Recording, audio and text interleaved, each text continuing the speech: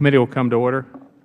Good afternoon. I'm Steve Chabot, the Chair of the Committee. I want to apologize for not being able to start on time. We had votes on the floor, so that's the reason we're starting a little bit late. So for any inconvenience to anybody, we apologize. And I'd like to welcome everyone, my colleagues, and our distinguished witnesses to the Subcommittee on Asia and the Pacific hearing this afternoon.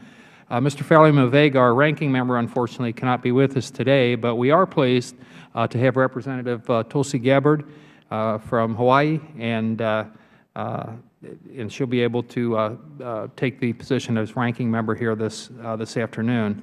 We're also joined by Ms. Meng, or will be this afternoon, and I would ask unanimous consent that she be permitted to sit in with the subcommittee and be recognized to speak after all members of the subcommittee have been recognized, and without objection, so ordered.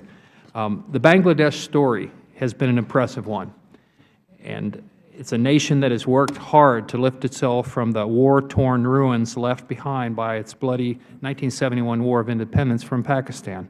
Over the last 20 years, there's been marked progress, especially on the economic front, as Bangladesh has grown into a crucial link between the dominant economies within the Indo-Pacific Economic Corridor.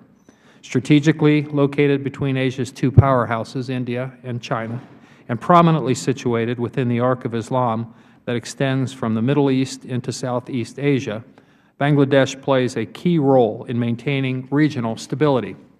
As a moderate, secular nation, Bangladesh has become an important security partner for the United States in the fight against terrorism and Islamic extremism in South Asia, as well as a collaborator on humanitarian assistance, peacekeeping operations, and maritime security.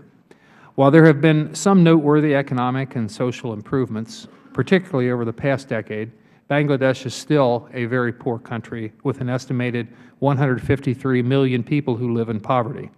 And sadly, conditions for many working Bangladeshis remain dangerous and unhealthy. 6 months after the tragedy at Rana Plaza, in which 1,127 Bangladeshi workers were killed, changes have been slow to materialize. Corruption also remains a significant obstacle to Bangladesh's place in the world economy, and the government's sluggish efforts to combat it will only serve as further impediment to its economic growth. As Bangladesh approaches its national elections, which are likely to take place in early January, the country is in a state of political turmoil. In Bangladesh, politics, as usual, I'm afraid, takes on a much harsher meaning than it does in many societies. As the major political parties ramp up their campaigns, operatives utilize strikes, riots, and blockades to destabilize the country and call attention to their grievances.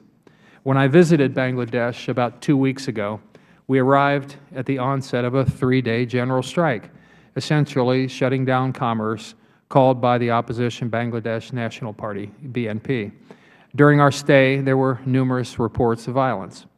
While in Dhaka, I had the opportunity to meet with both the Prime Minister, Sheikh Hasina, of the Awami League, and the opposition leader, former Prime Minister Khalida Zia of BNP.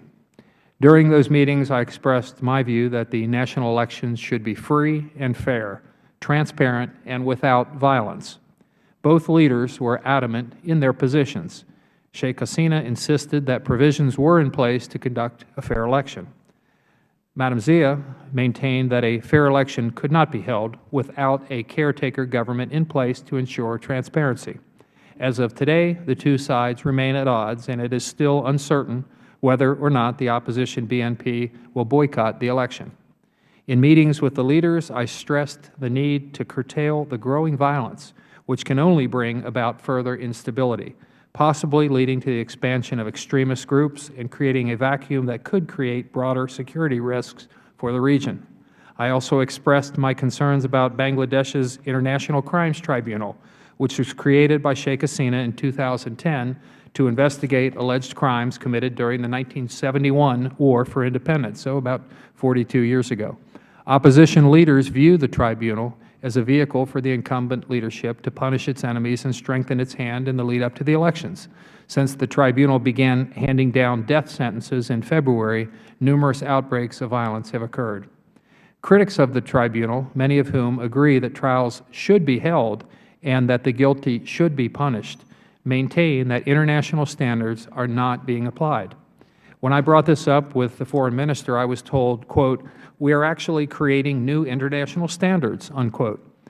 Based on some of the reports I heard about the conduct of the trials, that response was not very reassuring, particularly in light of concerns expressed by U.S. Ambassador Stephen Rapp, who heads the State Department's Office of Global Criminal Justice and was a former prosecutor of the Sierra Leone and Rwanda trials.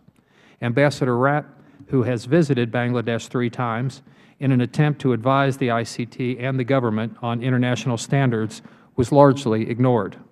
Among the issues about which he expressed concerns were interrogation without cause, lengthy pretrial detentions, a lack of sufficient protections for witnesses and victims, and allowing prosecutors to call more witnesses than defendants were allowed to call. Hopefully, we can have some discussion about the Court this afternoon, among many other issues that we will be discussing. So in a nutshell, I would say that Bangladesh has much going for it and much standing in the way of its continuing progress. I look forward to hearing from our excellent panel of witnesses here this afternoon and hope we can address some of the issues in greater detail